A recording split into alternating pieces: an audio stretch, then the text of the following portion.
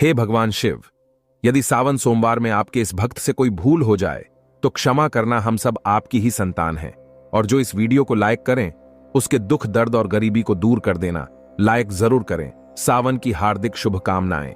दोस्तों, सावन सोमवार के पवित्र दिन में यहां पर बांधे एक जोड़ी हरी चूड़ी 24 घंटे के अंदर में देखे चमत्कार। सावन का जो महीना होता है मर्यादा एवं ये भक्ति का महीना होता है, भक्ति का माह होता है। सावन के पूरे महीने पर भगवान भोलेनाथ जी का नियंत्रण माना जाता है।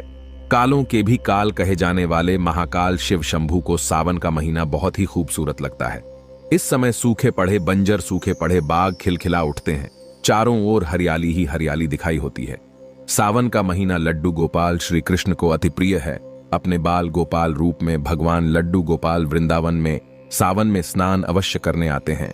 श्री कृष्ण सखियों के साथ मिलकर वर्षा आदि में स्नान करते हैं और नृत्य आदि करते हैं।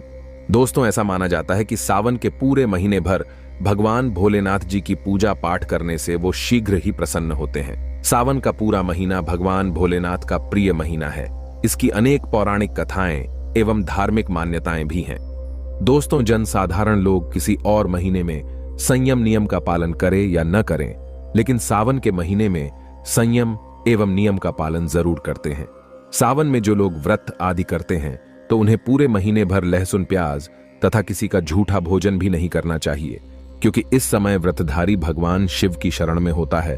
तो आप कोई भी ऐसा पाप न करें जिससे भगवान शिव क्रोधित हो जाएं। तो आज की जो वीडियो है बहुत ही सुंदर है, ज्ञानवर्धक जानकारी है। इस वीडियो को अपने फायदे के लिए जरूर पूरा देखना है, क्योंकि अधूरा ज्ञान हमेशा अधूरा फल ही देगा और भगवान शिव का अपमान भी माना जाएगा।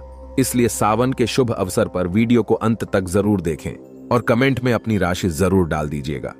यदि हमारे पास कोई उपाय होगा तो वह आकर हम आपके कमेंट के रिप्लाई में जरूर बताएंगे। सावन के महीने की विशेष महत्व कुछ इस प्रकार से है। दोस्तों, सावन के महीने में ही समुद्र मंथन हुआ था। सावन के महीने में ही माता लक्ष्मी उत्पन्न हुई थी और माता लक्ष्मी को धन की देवी का दर्जा सावन के महीने में ही प्राप्त हुआ था। सावन के महीने में ही भगवान भोलेनाथ भूलोक पर आ जाते हैं और भूलोक पर जिनके घर पर यथावश शिवलिंग रखा हुआ होता है तो उनके घर में भगवान आशिंक रूप में जरूर आते हैं। दोस्तों, इस माह में भगवान विष्णु योग निद्रा में चले जाते हैं तो सृष्टि का जो भार होता है वो भगवान भोलेनाथ संभालते हैं। तो आज की जो वीडियो का विषय है बहुत ही सुंदर है कि इस वृक्ष पर बांधे 2 जोड़ा हरी चूड़ी, आपकी हर इच्छा शीघ्र ही पूर्ण होगी। और इस वृक्ष पर सावन में अगर हरी चूड़ी बांधते हैं तो आपकी सभी मनोकामना शीघ्र ही पूर्ण होगी ही होगी और आपका आने वाला समय भी सुगमता पूर्वक से गुजरेगा और कैसी भी आपके जीवन में जो परेशानी चल रही हो वो परेशानी भी समाप्त हो जाएगी। अच्छी चूड़ी सभी समुदाय के लोग पहनते हैं। हिंदू, मुस्लिम, सिख, ईसाई सभी लोग अपने हाथों में चूड़ियां अवश्य धारण करते हैं। कोई इसे बैंगल्स बोलता है तो कोई इसे करें तो कोई इसे चूड़ी आदि बोलता है, लेकिन चूड़ी का महत्व सर्वप्रिय है। देवी देवताओं को अति आकर्षित करने वाली चूड़ियां मानी जाती हैं, खासकर माता रानी जो महिला चूड़ी पहनकर। दोस्तों, अगर आप भी भोलेनाथ के सच्चे भक्त हैं तो कमेंट बॉक्स में ओम नमः शिवाय जरूर लिखना और अगर आप भोलेनाथ से प्यार करते हैं तो एक लाइक जरूर करेंगे। दोस्तों, भगवान भोलेनाथ जी को ये 3 वृक्ष अत्यंत प्रिय है और इस वृक्ष की पूजा करने से शिव पूजा करने का ही फल प्राप्त होता है। दोस्तों, इस वृक्ष के बारे में शास्त्रों में यह भी कहा जाता है कि मनुष्य जाति के जन्म कल्याण के लिए स्वयं भगवान भोलेनाथ एवं माता पार्वती इन वृक्षों के रूप में भूलोक पर अवतरित हुए थे, अर्थात भूलोक पर जन्म लिया था। तो आइए इस वीडियो में जानते हैं सावन में हरी चूड़ी का महत्व। दोस्तों, हरा रंग सौभाग्य एवं उल्लास का प्रतीक माना जाता है जो मन को शीघ्र ही आनंदित करता है। हरा रंग प्रकृति का वो स्वरूप है। हरा रंग प्रकृति का स्वरूप माना जाता है और माता पार्वती भी प्रकृति है एवं भोलेनाथ को पुरुष माना जाता है। दोस्तों, हरे रंग का उदाहरण कुछ इस प्रकार से है जैसे सावन में भगवान शिव जी को चढ़ाए जाने वाले बेलपत्र, धतूरा, भांग एवं दूब हरे रंग की होती है। दोस्तों, प्रकृति निर्माण करने वाले भगवान भोलेनाथ हरे रंग से अति शीघ्र ही प्रसन्न होते हैं। सावन में जो महिला हरे रंग की चूड़ी पहनती है, हरे वस्त्र धारण करती है, उन्हें अखंड सौभाग्य की प्राप्ति होती है। दोस्तों, इसलिए कहा जाता है जितनी भी माताएं बहनें हैं उन्हें पूरे सावन के महीने में हरे रंग की चूड़ी जरूर पहननी चाहिए, हरे वस्त्र जरूर धारण करने चाहिए। सावन के महीने में जो माताएं बहनें भगवान भोलेनाथ की पूजा करती हैं शिव पूजा करती है, ऐसी माता बहनों को हरे रंग के वस्त्र धारण करने चाहिए और भूलकर भी सावन के महीने में नीले और काले वस्त्र किसी भी महिला को कदापि नहीं पहनने चाहिए। ऐसा माना जाता है कि इस रंग के कपड़े पहनने से महिला के पति पर कष्ट आते हैं और उनके पति की आयु कम हो जाती है। तो दोस्तों, इस वृक्ष पर किसी भी सावन सोमवार के दिन या सावन में किसी भी समय जरूर बांधे। हरी चूड़ी दुर्भाग्य आपका सौभाग्य में बदल जाएगा। कैसी भी आपके ऊपर परेशानी हो, गरीबी हो, कष्ट हो, कर्ज हो, तकलीफ हो, जीवन में जो परेशानी हो, वो सारी समस्याएं समाप्त हो जाएंगी। दोस्तों, केवल एक ही सोमवार के दिन अगर आप ये उपाय करते हैं, हरी चूड़ी इस वृक्ष पर बांधते हैं, तो आपके जन्म जन्मांतर की गरीबी भी मिट जाती है और शीघ्र ही आपके एक ही सोमवार के दिन ये उपाय करने से मनोकामना पूर्ण होगी। तो दोस्तों, वो वृक्ष कौन से है, आइए जानते हैं। प्रथम वृक्ष है शमी का वृक्ष। शमी के वृक्ष के बारे में ध्यान से सुनिएगा। तो शमी का वृक्ष माता पार्वती का एवं भगवान भोलेनाथ जी का मिश्रित स्वरूप कहा जाता है। इसलिए दोस्तों, शमी के वृक्ष को उमा महेश्वर वृक्ष भी कहा जाता है। पूरे सावन भर शमी के वृक्ष पर माता पार्वती एवं भगवान भोलेनाथ जी का वास माना जाता है। सावन के महीने में गोधूली बेला पर प्रदोष काल के समय अर्थात दोस्तों, जब न ही दिन हो और न ही रात अर्थात संध्या काल के समय, तो इस वृक्ष को संध्या काल के समय में, गोधूली बेला में या फिर प्रदोष समय में इस वृक्ष को छूने से पाप दोष कष्ट एवं परेशानी केवल सावन के महीने में छूने मात्र से समाप्त हो जाती है। दोस्तों, सावन के पवित्र महीने में अगर शमी वृक्ष की जड़ पर कच्चा दूध डाला जाए तो भगवान शिव शीघ्र ही प्रसन्न होते हैं एवं माता पार्वती का ढेर सारा आशीर्वाद प्राप्त होता है। दोस्तों, शमी के वृक्ष का महत्व कुछ इस प्रकार से है। भगवान राम रावण पर आक्रमण करने के पूर्व भगवान राम ने शमी वृक्ष की पूजा की थी और पांडवों ने अपने दिव्य हथियार भी शमी के वृक्ष के नीचे में दबाए थे। शमी का वृक्ष जिस घर में लगा होता है उस घर का कल्याण हो जाता है और उस घर में सभी प्रकार के भौतिक सुख वास माना जाता है। तो दोस्तों, सावन के किसी भी सोमवार के दिन शमी वृक्ष पर उमा महेश्वर का ध्यान करते हुए 2 जोड़ी हरी चूड़ी एवं हरे रंग का रिबन जरूर बांधना चाहिए, या फिर हरे कलर का जो भी आपको श्रृंगार आदि मिल जाए वो आपको जरूर बांधना चाहिए, जैसे कि हरे रंग की मेहंदी, हरे रंग की बिंदी आदि या हरी चूड़ियां जरूर बांधनी चाहिए। दोस्तों, कैसी भी आपकी मनोकामना हो वो एक ही बार में पूर्ण हो जाएगी, क्योंकि इस खास समय पर यानी सावन के समय में भगवान शिव खास तौर पर वास करने आते हैं धरती पर और शमी के वृक्ष में स्थायी रूप से वास करते हैं।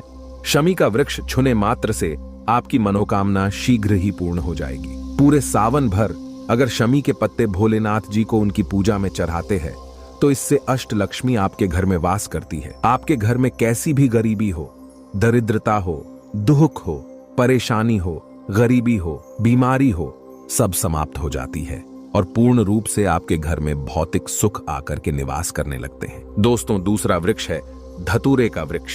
धतूरे का वृक्ष भगवान भोलेनाथ के उग्र रूप काल भैरव के अंश से उत्पन्न हुआ है। ऐसी मान्यता है कि शिवलिंग पर धतूरे के पत्ते या पुष्प फल चढ़ाने से राहु केतु एवं शनि के कुप्रभाव समाप्त होते हैं। धतूरे के वृक्ष पर सावन के किसी भी सोमवार के दिन अगर 2 जोड़ी हरी चूड़ी बांधे तो शत्रुओं से छुटकारा मिलता है एवं शत्रुओं का सर्वनाश होता है। और दोस्तों, सावन सोमवार के दिन धतूरे का वृक्ष छूने मात्र से भगवान शिव आपके घर में दौड़े चले आएंगे। दोस्तों, अगर सावन के किसी भी शनिवार के दिन धतूरे के वृक्ष पर बाबा काल भैरव का ध्यान करते हुए हरी चूड़ी अगर बांधी जाए तो घर से भूत प्रेत बाधाएं सब नष्ट हो जाती हैं, भस्म हो जाती है। एवं छोटे से धतूरे की जड़ अगर घर के किसी भी कोने में छुपा दी जाए या घर में जमीन में गाड़ दी जाए तो भूत प्रेत इत्यादि का वास घर में कभी नहीं होता है। घर से सभी बाधाएं शिव के वास होने से भाग जाती हैं। दोस्तों, जो तीसरा वृक्ष है वो है बेल का वृक्ष। अगर भगवान शिव को बेलपत्र न चढ़ाए जाए तो सावन का व्रत अधूरा माना जाता है और बिना पत्र चढ़ाए ही शिवलिंग पर जल भी व्यर्थ हो जाता है। इसलिए जब भी आप भगवान शिव पर बेलपत्र चढ़ाए तो 5 बेलपत्रों पर उसके ऊपर में श्री राम अवश्य लिखे। इससे भगवान शिव जल्दी और अत्यंत प्रसन्न हो जाते हैं। दोस्तों, सावन में बेल वृक्ष छूने से कई तीर्थों का लाभ मिलता है। सावन में इस वृक्ष को क्यों छूना जरूरी है, आइए जानते हैं बेल वृक्ष की महिमा को। बेल का वृक्ष मैं आप लोगों को कई बार कई कथा में बता चुका हूं कि ये जो बेल का वृक्ष है माता पार्वती के स्वरूप कहा गया है। तो ये वृक्ष माता पार्वती के पसीने से उत्पन्न हुआ है। स्कंद पुराण में बहुत ही स्पष्ट तरीके से बताया गया है। इसके पत्ते में शिव और डाली में पार्वती, जड़ में ब्रह्मा एवं तन में विष्णु जी स्वयं रहते हैं। संध्या काल में ऐसा माना जाता है कि शिव मंदिर के समीप में जो बेल के वृक्ष है, इसके नीचे में अगर कोई भी व्यक्ति सावन में शाम के समय, वैसे तो इसे डेली जलाना चाहिए, लेकिन अगर सावन के पावन दिनों में शाम के समय अगर भगवान शंकर जी का कोई भी शिव मंदिर है तो उसके किनारे में जो कोई बेल का वृक्ष हो, वहां पर बिल्कुल आप एक घी का दीपक जला दीजिए। इसे बहुत ही उत्तम कहा गया है। वैसे अगर आप घी का दीपक जलाते हैं तो आपको धन, गुण एवं परम शिव भक्त की प्राप्ति होती है। दोस्तों, इस वृक्ष को छूने से पाप तत्काल नष्ट हो जाते हैं। कैसा भी आपके जीवन में पाप हो, दूर हो जाता है। तो आपको करना क्या है? देखिए, जो बेल का वृक्ष है, इसे बहुत ही उत्तम कहा गया है। माता लक्ष्मी को भी बेल के वृक्ष का अवतार लेना पड़ा था। एक कथा के अनुसार, इसके बारे में मैं एक कथा भी बता दूंगा कि क्यों माता लक्ष्मी को बेल के रूप में बेल के वृक्ष में अवतरित होना पड़ा था। मैं इसके बारे में भी एक कथा भी आपको बता दूंगा। तो आपको सावन के पवित्र दिनों में बेल के वृक्ष के नीचे हो सके तो घी का दीपक जरूर जलाएगा। घी का दीपक बहुत ही उत्तम कहा गया है। अन्य वृक्षों को जैसे आपने मक्खन चढ़ाया, बताशे का भोग लगाया, बेल के वृक्ष को माता पार्वती तथा भगवान शंकर का स्वरूप ही कहेंगे। बेल के वृक्ष की जो जड़ होती है, इसके जो मूल भाग होते हैं, इसमें समस्त तीर्थ आकर के निवास करते हैं। इसीलिए सावन के महीने में कहा जाता है, जो लोग अगर तीर्थ धाम नहीं जा सकते, तीर्थों के दर्शन नहीं कर पाते, तो ऐसे व्यक्ति बेल वृक्ष के नीचे में 1 महीने तक घी का दीपक जला लेते हैं तो संपूर्ण जितने भी तीर्थ होते हैं, इसके घूमने का बराबर पुण्य की प्राप्ति होती है। मैं इसलिए सारी जानकारी, गुप्त रहस्य जानकारी बताता हूं, जिससे आप सभी दर्शकों को कल्याण हो, दर्शकों की बिल्कुल ही आध्यात्मिक उन्नति हो। सभी को धन की जरूरत नहीं होती, किसी को पुण्य की प्राप्ति की जरूरत होती है, कोई आध्यात्मिक उन्नति करना चाहते हैं। इसीलिए इस प्रकार के छोटे छोटे गुण भरे रहस्य जानकारी वीडियो में बता देता हूं। दोस्तों, अब करना क्या है? सावन के शुभ मंगल दिनों में इस वृक्ष को छूना है। माता पार्वती से प्रार्थना लगानी है कि हे माता पार्वती, आप ही शक्ति स्वरूपा है, लक्ष्मी है, धन की देवी है, आप ही संसार को चलाने वाली देवी है। इस प्रकार से प्रार्थना करते हुए इस वृक्ष को छूना है और बोलना है, मेरी गरीबी मिटाए माता, मेरी निर्धनता को मिटाए, मेरे जीवन में चल रही परेशानियां, सारी परेशानियों को दूर करें। इस प्रकार प्रार्थना करते हुए आपको एक कपूर और एक लौंग को भी जला देना है और एक काम जरूर करना है। जलाने के बाद इस वृक्ष को आपको बोलना है कि मैं भोग स्वरूप आपको धतूरे के पत्ते एवं धतूरे के फल समर्पित कर रहा हूं, आप स्वीकार करें। दोस्तों, इस वृक्ष की जड़ के नीचे में भी आपको धतूरे के फल एवं पुष्प को, पुष्प हैं तो पुष्प भी रख सकते हैं, फिर पत्ते रख दीजिए और अब वृक्ष आपको छूना है, प्रार्थना करते हुए कि हमारी गरीबी मिटाए, हमारी निर्धनता मिटाए, बिल्कुल ही आपके जीवन में कभी गरीबी नहीं आएगी। और एक प्रार्थना जरूर करना है, किसी की हाय लग गई हो, बददुआ लग गई हो, किसी का दोष लगा हो, जिसके कारण हमारी आध्यात्मिक उन्नति नहीं हो पा रही हो, तो आप जो है हाय, बददुआ एवं किसी का दोष लगा हो, उसे तुरंत दूर करें। शनि, राहु, केतु का अगर दुष्ट प्रभाव लग रहा हो, नवग्रहों में से कोई नवग्रह हमें पीड़ित कर रहा हो, या फिर किसी भी हमारे पूर्वजों द्वारा किसी भी प्रकार का हमें पितृ दोष लगा हो, क्योंकि पितृ दोष लगने के कारण व्यक्ति की आत्मिक उन्नति भी नहीं हो पाती, तो आप बोलना कि समस्त प्रकार के दोषों को आप दूर करें, अपने अंदर में खींच लीजिए और आप हमें दोष मुक्त कर दीजिए। तो इस प्रकार से आपको ये प्रार्थना करनी है।